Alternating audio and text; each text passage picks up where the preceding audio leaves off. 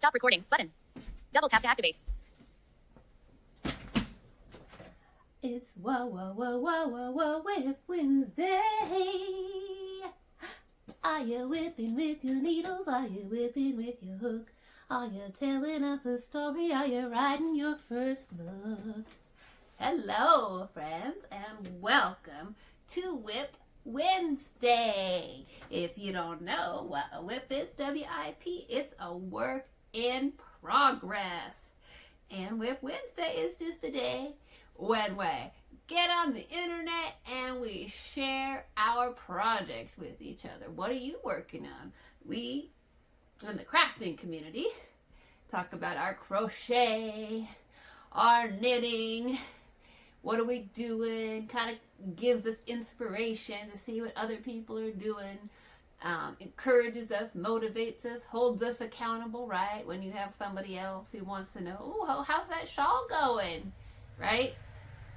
So, if you are new to my channel and you don't know it yet, I am visually impaired and I'm here to promote accessibility on the internet, meaning use your words and describe things. So, I like to use my words and make sure I describe things on my channel. So, if you're visually impaired and you're tuning in, I am crocheting today. I have an 8-pointed shawl. It is designed by Crystal from Bag O' Day Crochet. It's her Love of My Life shawl. And I am using the Knit Picks Hawthorne DK and the color Astoria Tonal, which they describe as a beautiful blue-gray. I think it's beautiful, and I am completely colorblind, and I still love it. I think I'm partially kind of attached to it because I've been to Astoria, Oregon, have really great memories there. So that's my whip. That's what I'm working on today while we hang out. So get a beverage, get some coffee, get some hot tea, get some iced tea, depending on where you're viewing from. Where I live, it's still pretty chilly. It's raining today off and on. We didn't even get to 50 degrees today. It's cold, so it is most definitely hot tea weather here for me. So get a beverage, get a project, right? If it's crocheting, if it's knitting, if it's cross stitch, whatever. If you've listened to some of my videos, you know that my sister knits and crochets. She started knitting and crocheting before me, and now she's doing a lot of cross stitch these days. Although probably she is in Italy for work. She probably took a knitting project with her. Probably some socks would be my guess. That's what she likes to do when she travels, is bring knit socks. So, whatever it is that you like to do, grab a project, hang out, let's chat for a little while. I would love to know, what do other people consider whips, right? What else is your work in progress? Let me know in the comment section. Do you knit? Do you crochet? What are you working on? And do you consider other things whips? Like for me, I made a video a couple weeks ago saying, be your whip today. Work on self-improvement, right? Shouldn't you be your own project? And this YouTube channel is most definitely a work in progress, okay? I'm very new to this thing. I'm very new to making videos, very new to trying to figure all this out. Always like watching and trying to find ways to improve and to learn skills. So my YouTube channel is very much a work in progress. What about writing? I'm working on my memoir. That's definitely a work in progress. Now, I have worked on it for a couple of years, and then when I decided to start really getting serious about learning crochet, I haven't worked on my memoir since then. I can fully admit that. I've really immersed myself in watching crochet videos, watching crochet tutorials, and then once I got interested in becoming a YouTuber, I immersed myself in that. So, I have kind of neglected my memoir. That's a whole nother topic for another video. Writing and memoirs, journaling when you're visually impaired, and just writing in general. Whole nother video topic. So, but that's what I consider a whip, meaning it's most definitely a work in progress. But hey, it's my memoir, it's my life. So as long as I'm still living my life, me is still a work in progress. So what about your home? Anybody doing any home improvements right now? Any home construction? That is my story today. Oh my goodness, y'all. My home is a whip. It is a work in progress. It is now officially a construction zone. It actually has been for a while, right? It's complete with a porta potty in the front yard for the workers, okay? So I was reflecting on this just today. This house was built for me in 2015 and it's now 2025. It's 10 years ago that the construction started on this house. That blows my mind. I'm like, I moved out of my apartment in downtown in August of 2025. Lived with my parents for a few months just because my lease was up at my apartment in April of 2025. And I was like, no, I'm not signing a lease or doing some kind of extension when the house is going to be ready. So I moved home in August of 2015, lived with my parents September, October, November, December, January 1st, 2016, I moved in here. So I have officially been here for 9 years and 3 months. That I just struggle with that. I'm like, how did that happen? Where did the time go? It's hard for me to believe that. So when the house was built, right, the house was built on a hill. They dug the little foundation, and it's like built into a hillside. So the back of the house is at the up side of the hill, and then the front of the house, which is in front of me, right, is down the hill. So they put a basement in, right, dug the hole, poured the foundation, put a basement in, so that the back of the house behind me is down in the ground. It's in a hole, right? It's dark, it's nice and cool. And then the front of the house is like you can drive in. There's a garage under the house and you can drive in. So, but beyond, like pouring the foundation, doing the framing, and, getting the walls up and the windows in and the doors in, the basement was pretty much left unfinished. It was like, it was a concrete slab for 8 years. It had a couple of lights down there, a wood stove, and our contractor was at least smart enough. He's like, if you want a bathroom in down here, you should choose where you want the toilet. It's far easier to get the plumbing in underground for your bathroom before the concrete's poured, right? It's much harder to retrofit in a basement bathroom. So he did have a lot of experience and wisdom. So that was done, but that was it. And then finally the decision was made. Yeah, let's do the basement. So it's been over a year since that started, and I had a bunch of stuff stored in the basement, including yarn. You know I had yarn in the basement. And all my yarn got moved out. I still have yarn that is MIA. I still have yarn that I think about and think, oh, that's basement yarn. That yarn is MIA. It's in some storage in some random place.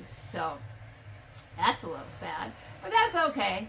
You just buy more yarn, right? I mean, you know eventually it's going to be there, and you get more yarn. So I haven't bought more yarn in a while, but you know, you get more yarn. There's always yarn at the stores, right? So there's always the internet, right?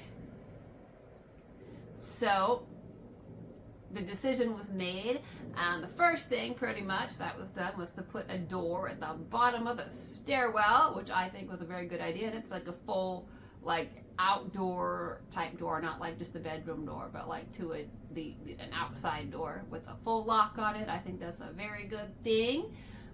We decided to make the house so that it's an upstairs, downstairs type duplex. So it's going to have separate entrances with a locking door at the stairwell, and it's going to have like a little mini kitchen and bathroom. And a variety of reasons, but also just for resale value, right? Now we've got two residences on the property, so it gives it great resale value. Should we ever, either one of us ever decide that that's something that needs to be done, the place can be sold. So as a duplex, as two residents. So, and it's also convenient if, one of us ends up here alone and they want to rent out the other, the residents in the basement. So that's good. But that also means now that my home is now a construction project. It's now a WIP. We have had all kinds of crews in there starting probably in January, right? There have been framers in here. Oh my goodness, have you ever lived in a construction zone? Framers in here at 8 a.m. banging away for 10 hours, 8 to 6. Wow. I was doing a lot of stitching then, let me tell you. There's not a lot else you can do, and stitching keeps you sane. All that noise, you're like, I'm just counting my stitches. Right? What else are you gonna do? So, framers in here, and electricians, and plumbers, and drywall workers, and sheetrockers, and painters, and the basement's not done yet. It's on a pause again. Still needs flooring and cabinets and things like that. But during some of that construction, we've had to have the power off, the electricity off, the heat off, all kinds of different things while the house is being worked on. And they did put a full separate panel in for the basement, which is probably a good thing, because even though the house was built in 2015 with all new wiring and circuits and GFI outlets and, all that kind of good stuff, there was still occasionally some electrical issues where I'd have to go down to the basement and flip fuses. Yeah, you can't read those things. So when you're visually impaired, if you're wondering how you do that, you find the outlet that you're trying to work on, you plug your hair dryer into it, you turn it on, then you run downstairs and start playing with your fuses till you hear your hair dryer come on, if you're wondering about that, right? Because you can't see what things are labeled and you don't know, so you don't want to be running up and down the stairs trying to figure that one out. But it meant that I had days where I didn't have heat, I didn't have electricity, I didn't have hot water, all the things in life that we get so just take for granted, right? And I'm not ready for that, because I live in a rural property. If you don't know that, I live in a pretty rural area. We still have above ground power lines. I also live in an area that can get snowstorms, we can get windstorms, thunderstorms, wildfires where they shut the power off preemptively. So we're kind of prepared for long power outages out here. And we've had some, for a couple of days out here. So I was prepping before prepping was cool. Let's just say that. Before prepping was trendy, I was prepping, okay? Got wood on the front porch, got a wood shed, got a wood stove. I've got solar charger for my cell phone, and because it's a rural property, we have our own well, which is mostly nice. I like it, meaning there's no chlorine, there's no fluoride, none of that going on, but it also means it's pure water from the whole of Mother Earth, but that means you got to get it from Mother Earth, right? That's several hundred feet down, so you got to have a pump to get your water. So when you don't have electricity, you don't have running water. Never mind hot water.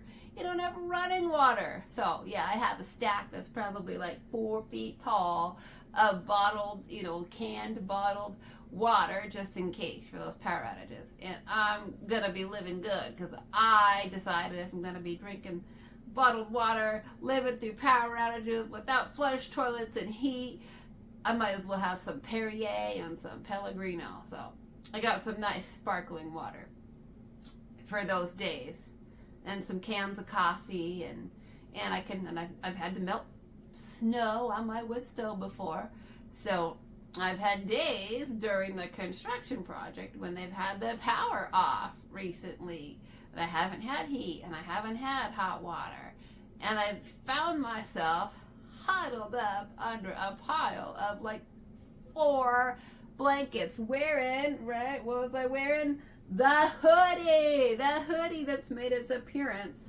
on this channel so many times. It's the blue cable hoodie with pockets that I designed and knit myself with the ribbing on the cuffs, right? I literally had my hoodie on, had my hood pulled up over my head, and I was huddled up under a pile of quilts and blankets, right? Like the crochet 6-pointed star. And like this fantastically fun quilt I have right here. It is black and white.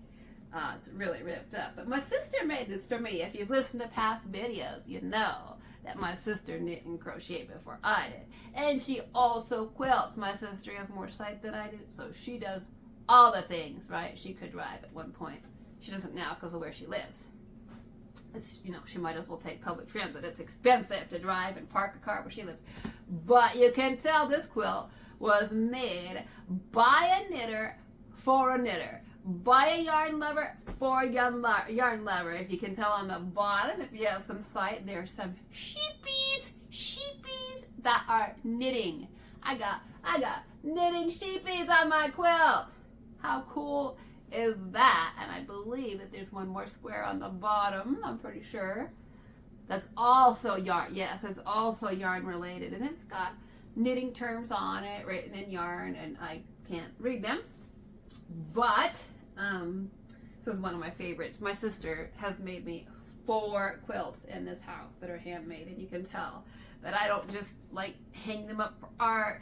I don't just shove them in closets. This quilt is ripped up. My sister, I use it so much and I wash it so much, and you know, so it's well used and it's well loved.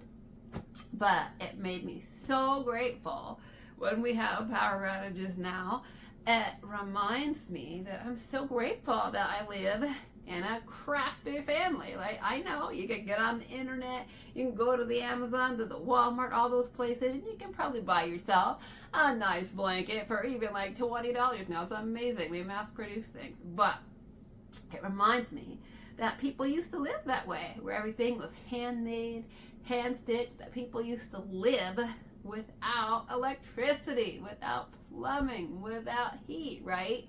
And it reminds me that there are still people, millions of people in the world that live that way, that don't have electricity, that don't have hot water, that don't have indoor plumbing. So it reminds me to be grateful for those things that we often take for granted.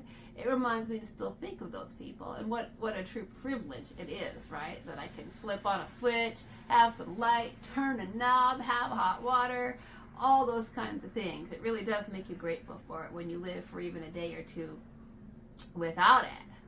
But it also really put me in touch with my family. Both of my parents lived that way. Both of my parents grew up in extreme poverty. I am half Chinese. I know I don't look at most people say I would have never guessed you're Chinese. Right? Most people look at me and they say, "Oh, I thought you were Mexican." With nothing wrong with being Mexican at all. I grew up in an area, an agriculture area. We have lots of Hispanic, Latinos in the area that I grew up in. Nothing wrong with that at all. A lot of people thought I was Native American. Also, nothing wrong with that. I take that as a compliment. Hawaiian. Most people don't guess Chinese. That's far down the list. But I am. I'm half Chinese, and my dad grew up in southern China, in a little tiny village called Toisan on the edge of a rice paddy. So, and they were very, very poor there. They did not have electricity. He grew up in basically like a little cinder block room with his mom. Didn't have electricity, didn't have running water, didn't have hardly anything, pretty much. My mom had never even visited where my dad grew up in China. But he finally went back in 2009, and he was ecstatic when he saw his childhood home, his little cinder block home, and they had a light bulb in the ceiling. He was so happy for them that finally they got electricity, and it hasn't been that long that they've had electricity in his little village. So, but my dad is from southern China, okay? Y'all, I tell people I'm southern. I got southern roots, okay? Might be southern China, but I got southern roots, y'all. I'm a southerner. That's where my daddy's from. He's from the south.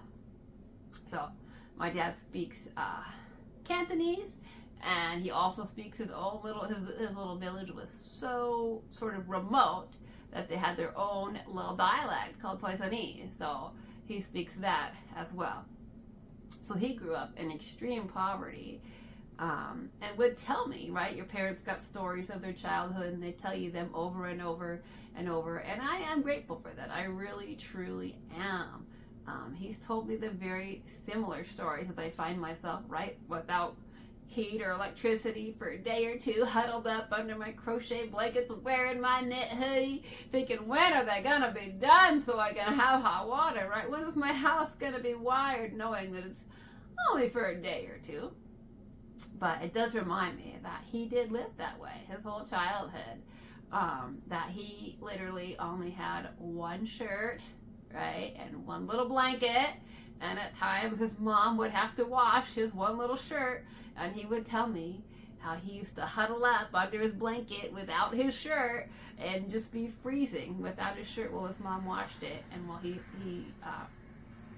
was shivering under his one little blanket. And he's 88, and he's still in awe today of the excess of America, right? I live in a 3-bedroom house, 3 bedrooms upstairs, and then I'm going to have a couple more downstairs, right? And all 3 bedrooms upstairs have closets, full closets, not walk-in closets, but, you know, like 2-door closets.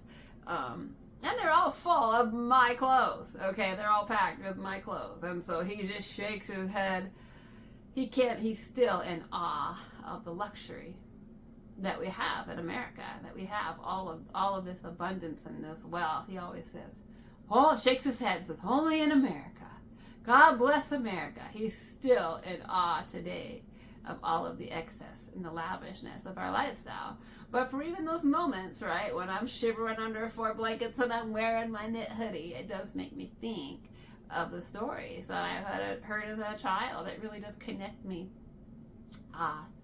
to my parents, and just a taste of what their experience might have been like. Obviously, I know mine is temporary, and I'm gonna have power pretty soon, and I've got, you know, way more blankets and way more clothes than my dad and all the things. You know, I have a solar charger for my cell phone, and so it's by no means, he didn't know anything different.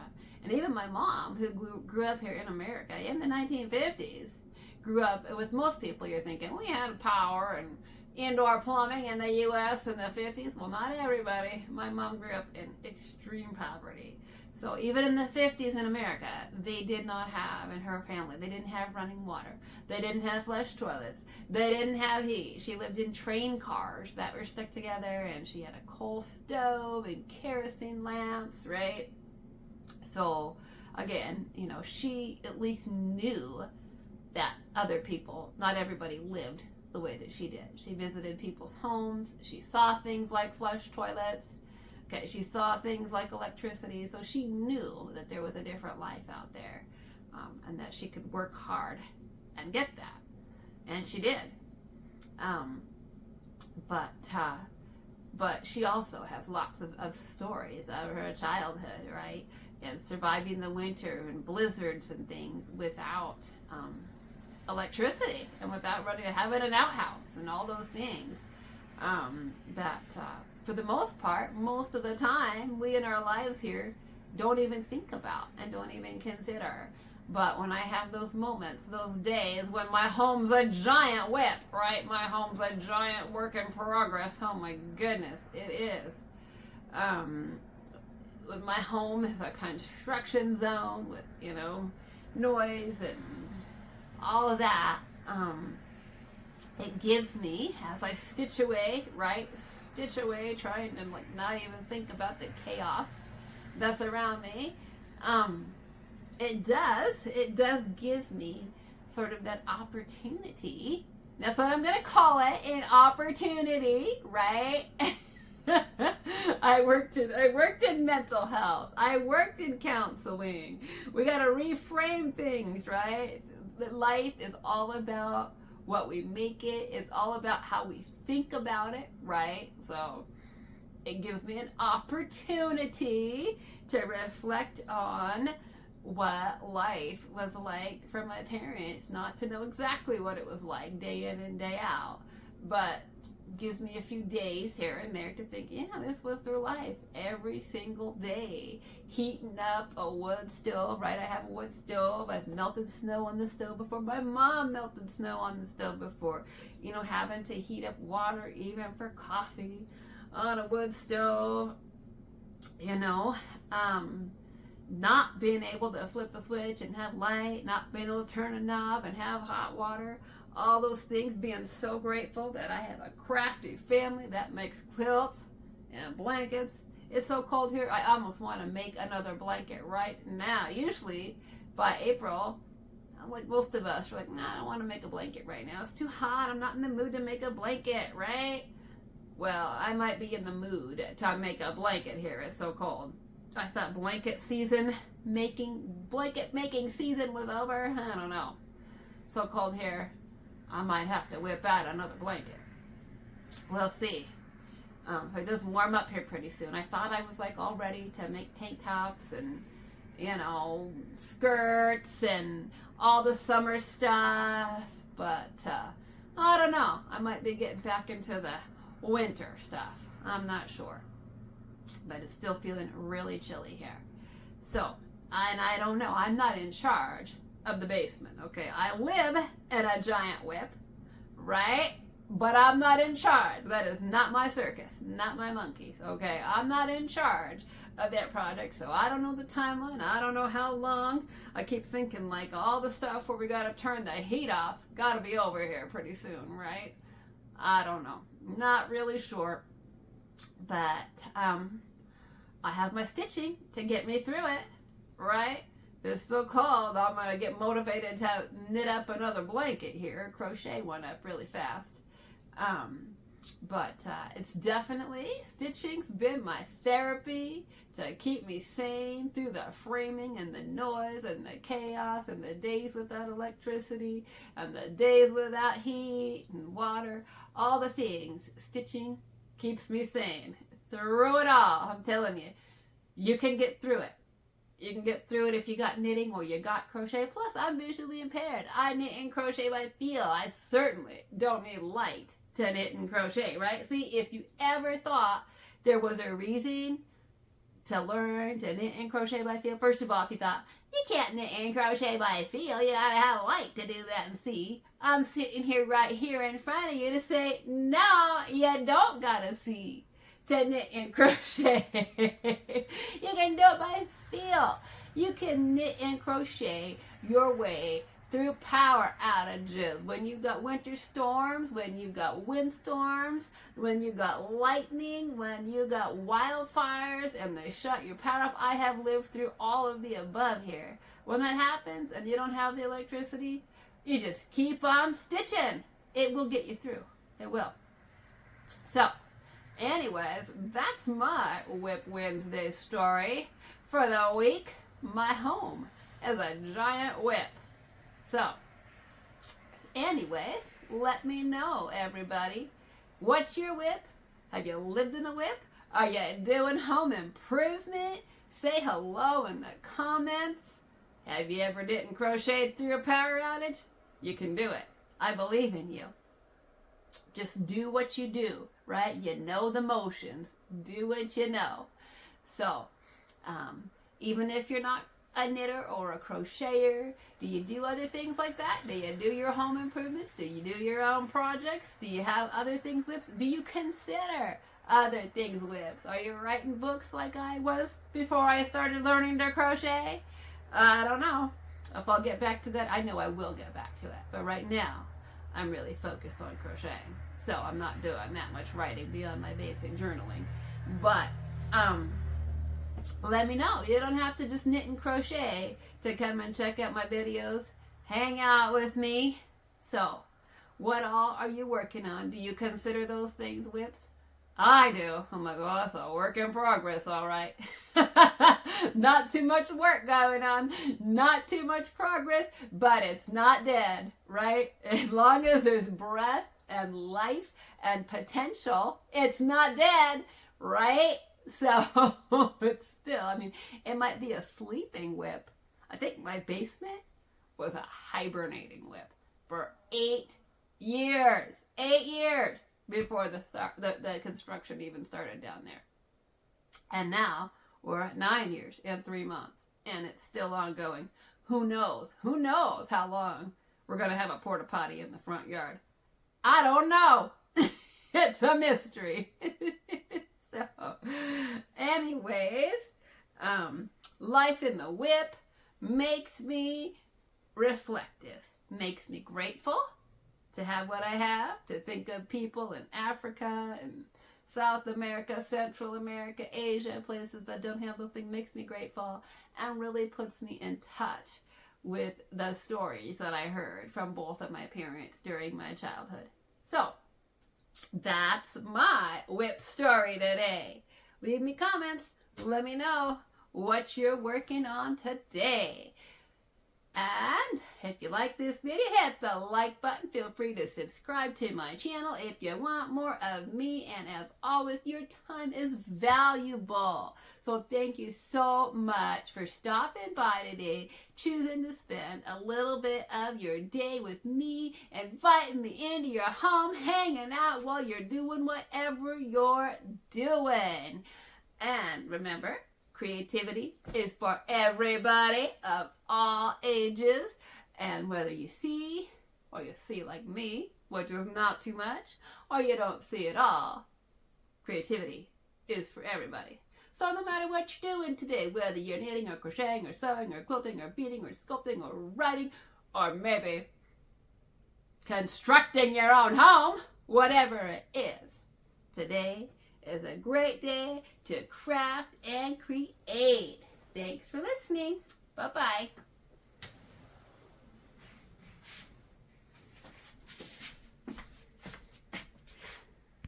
Pause button. Stop recording button. Double tap to activate. If you don't know yet, I am blind by light, which is why I record mostly in the dark. But I also know that most people who have visual impairments are the opposite of me. They have night blindness, but they still have good day vision. So I always like to show at the end of my video a few clips of what I'm working on. So this is in the light. It's a close-up of the 8-pointed shawl that I'm working on. Hopefully you can see it. I'm not totally sure. Hopefully you can see the colors better, the blues and the grays. And I'll show you in the light some close-ups. There they are, the knitting sheepies. Oh my goodness, how cute is that, right? That's the perfect blanket made by a knitter for a knitter. And there's the other fun knitting square with yarn. And if you're visually impaired and you're not able to see the opening on the closing screen, this video opens with a picture that says, "Welcome to my channel." And it closes with a picture that says, "Thank you for watching."